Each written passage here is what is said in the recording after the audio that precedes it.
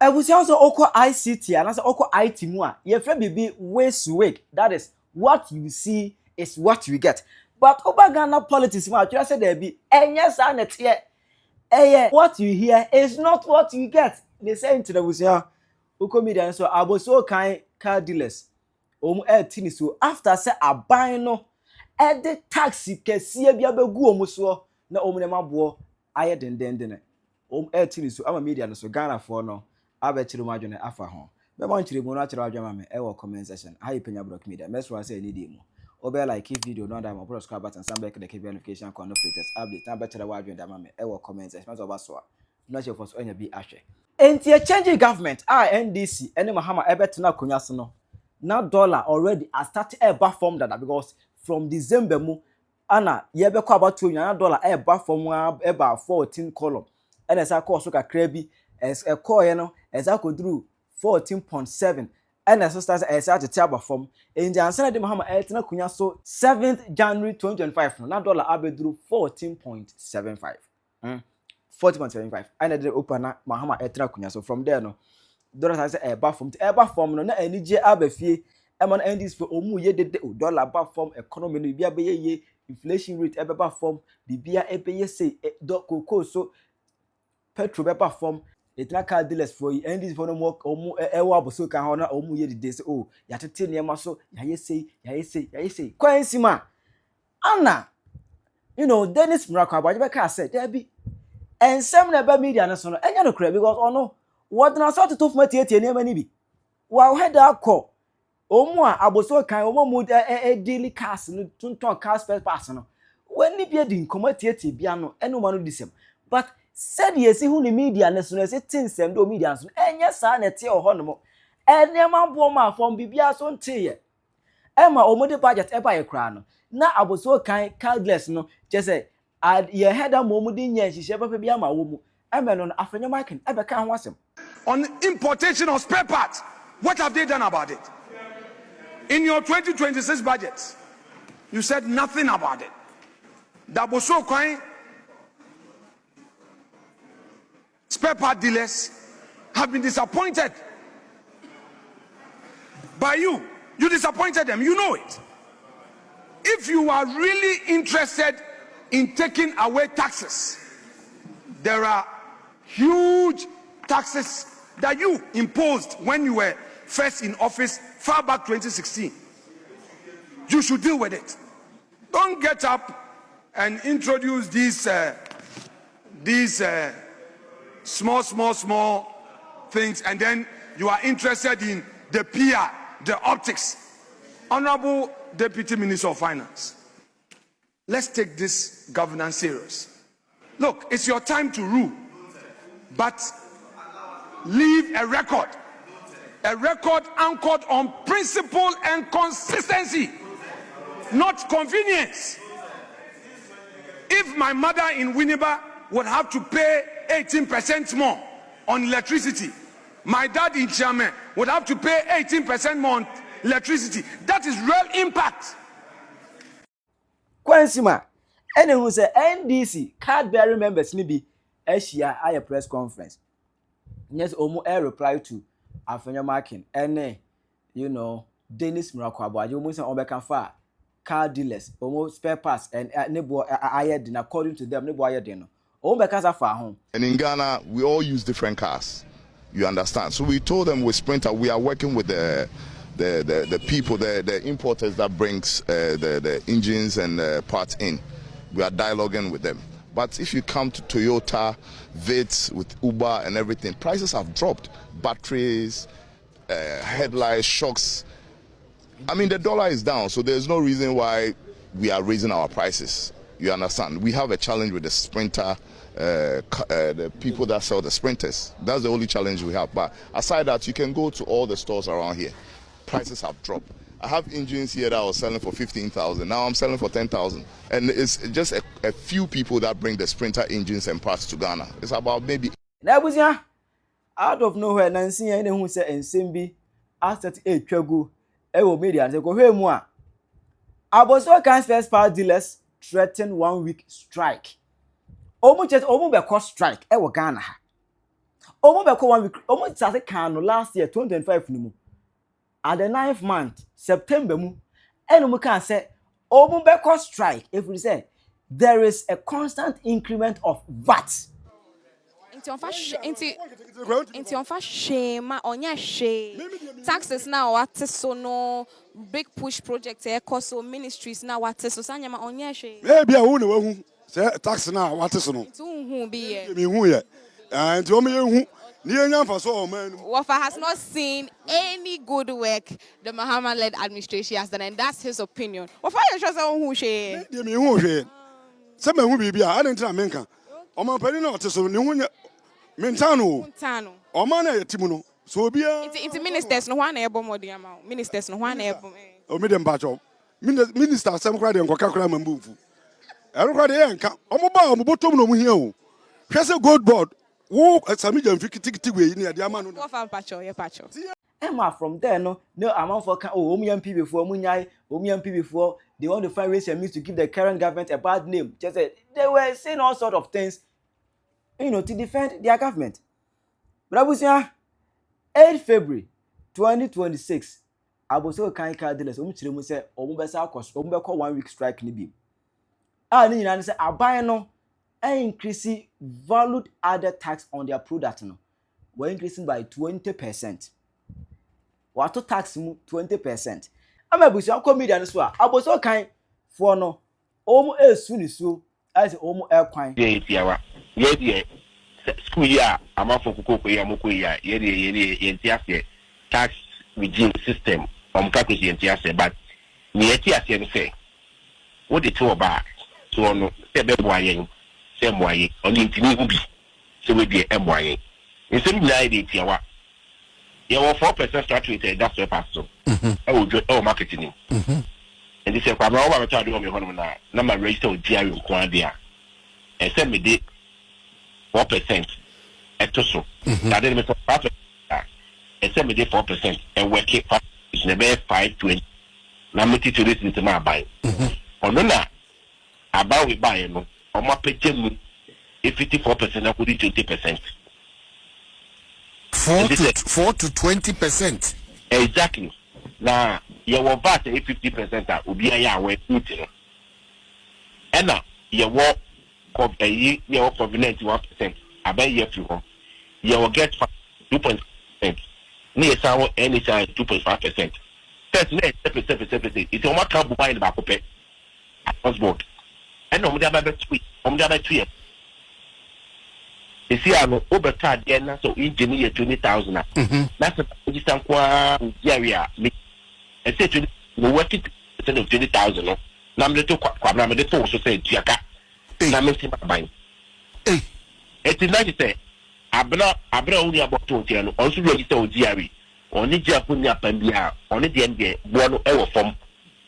Na say wow yo adwempa wo trima wo so person bro buying no audit to on no. Say na dey about so that means no NTB no go fit business no. Any say dey bi. Yes that is that. Na eno ana Ghana fo ni bi so no. Abechiru madwene afa ho. E dey mon kanu kure. Na do dollar no na say ani je Ghana ha chen na yo.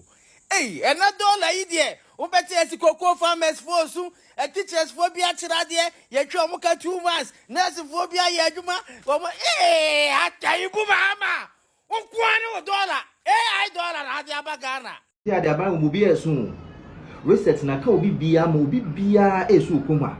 A teacher for 11 months, will be 14 months arrest in Triaye. Nurse for 11 months in Triaye. Cocoa farmer since November. Cocoa mass supply abandoned Triaye. NADMO staff 11 months salary in Triaye. Youth employment over 4 months in Triaye. The latest to join Abossey Kai spare parts dealers. Almost say buying edge on 20% VAT on their products. And it is also car parts. 1,000 Ghana cedis. I buy edge 200 cedis. What is that? Whereas under Kuford no mutua 4%. And then I buy we air jump 20% VAT. And then electricity, people are complaining. Say first, no come to me to 200 a month, and then 1,000 Ghana cedis going to be for mutua month. That's autobus wa roll nani nako. Resetting a sibebia. The only people are resetting being come here NDC for especially ayawasu is delegates omo dey bin come because now no ka say ebianya motorbikes ebianya 32 in television ebianya mobile back 5 ebianya 3,000 Ghana cedis ashiso ho amomanya kusia ni meko e dey form e dey check how far. So the only people who are not complaining ayawasu is NDC4, and of course NDC appointees or more bem. They are the people that research ye bin come. But Ghana for you catch up. So about they do not mean well. You mean Mahama won from 2012 to 2016 and near Messi Ukoma. Cost to a good year because of doom so. And you might for mu Motuma say yeah, and Mabuana Peduma catch up must say yeah, Udrenfun and Joy and Kai coat in a Kai shirt. And you might for on Pedma catch us on causes a ball and as on cutting grass. But baby no my experiences and not more experiences animal. Now say for a more campaign and this campaign today you are suffering. Today you are complaining. We told you. So now doing the MPP, we mean well for Ghanaian business. We mean well for Ghanaian students. We mean well for businessmen and women. We mean well for the ordinary Ghanaian. We mean well for the corporate world. I am the propaganda before ma and me normal betranso. Everybody is complaining. Everybody is complaining. Oh my, everybody is complaining. But the be come. Achia in Sumuye, Yanum Sumper and trying to pay. The MPP will come. And this things a cost to a deal money now. Papa, you be roll out policies, innovative policies. You be redress and Ghana for what to move you. But that's it. And that hono, John Mahama, Ninuma Pano, Marcone Pino, Divia Diabesia, Adiabetia, Diabesa Biano, Mahama Trosemno, Bakupi. Divia Diabetia, Diabesano, Mahama Kuhi Sevono, Bakupi. Yen nyina enim ensema John Mahama Kai edefa import duties ho spare parts ho. John Mahama told us say Akufo-Addo import duties no too high. It inkofo ntimi ntoniema eno na most of the time no aya na emwa ma economy no mu enyo no e ma niema bo ekosoro no because importer importo ade ba. Now the tax be bring to swa on we niema na omwaka or the can the cost and our selling price of the items no. John Mahama Ojamfunu no once again o deceive Abossey Kai for no. O deceive omo so oba obetete niema no so te say sweet words nko sa akoma no a nanim dobri o twantro no aye nanim dobri mobomobo te say de or sympathy be and empathy be them Ghana for no azankwani wickedness nkwani winitrim John Mahama ba akona da ho no ade bese bia no ebo ba akwa Mahama hye no etonsuo miwa wadi 1 year pa o wadi 1 year pe and so just immediately no ya chance ye hu so wazan. This is unprecedented. Now we me ankasa me personal experience. So I'm so interested in this topic. Me talka bi me de ka me se me de ka no eba Ghana na jame de abe business ma beton ka no free hanomo e free Canada ha to 22nd December no sisi a ka na kwa akodu 22nd December e Ghana sisi a na before around that time no me busa duty for that car no na 55,000 52,500 for that car for duty just within from that time no 22nd December no ebesi last week na was a car no ye no duty no ajampoko 60,000. Yes, 60,000 Ghana cedis. So, small who said the air cano. We have me and Kasame practical experience. Me ba eja, uhienu wa kakra me bo ano na mse eja me the business kakra. Ana me talk about me ye me enquiries ansa na car no me sende.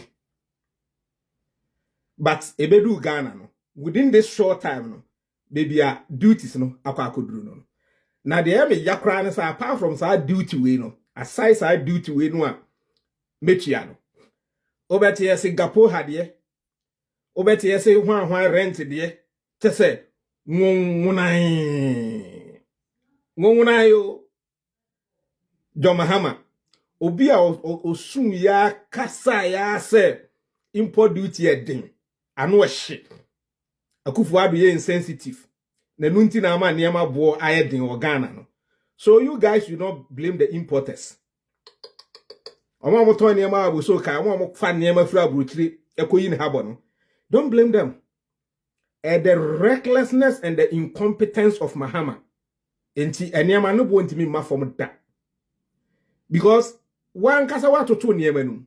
Wo a we ya ban no a anka because of social responsibilities inti. Obetete niema no so ama omanfo ho ato wo mo no. Wo watutum. But o expect it. Omo do musika akoto omo ye business no so omo do omo ntete so no omo moka. Omo odam. Sabe onya kwase ampanyi. Sa wo de wa anwene ho sa wasa wote wo de so. Wa we aban na wo sa social responsibilities for Ghanaians. You tax ma wo. Wa anwene ho sa wasa wote so. Na Ghana fo ho to omo. But the ordinary business akoto a obeton no. O kan kire ne so onte so. Enya badam sem. And this is what is happening. Say every sector of the economy is crying. Miwa odwanfunu fo no, odwanfunu no ne ma no. Omo ka kire say dollar abafom. And this is the reality. The kind of scammer John Mahama has come Ghana for the BC that. One say see obi asa see no. Good. Me say enu 2028 no, muhu John Mahama ni NDC a. Mo be woro mo mpaboa na mo adwane.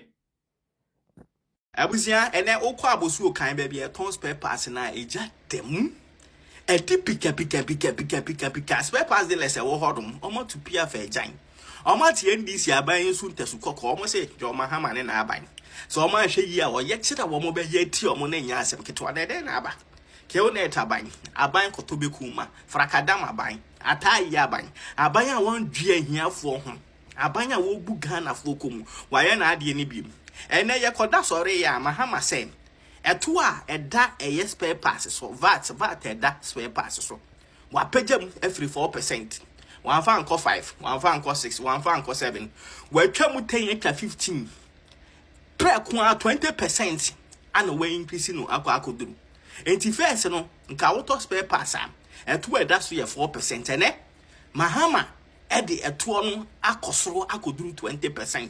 Na no na spare parts de lesi eti ya omati kwa pai. Omo se ebo Mahama. Wo o ba be ye president ye na yetiti ye mu remu. Ekoto form so ma wo.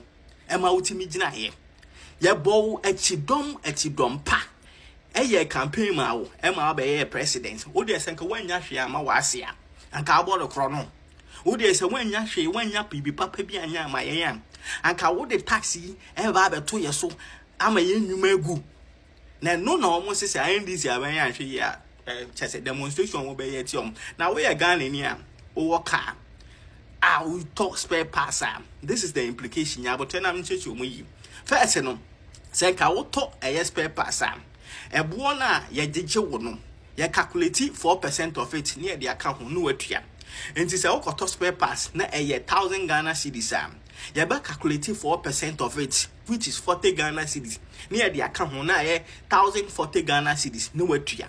Ne, increase 20%. It is all cost spare pass, same spare pass. 1,000 Ghana cedis now.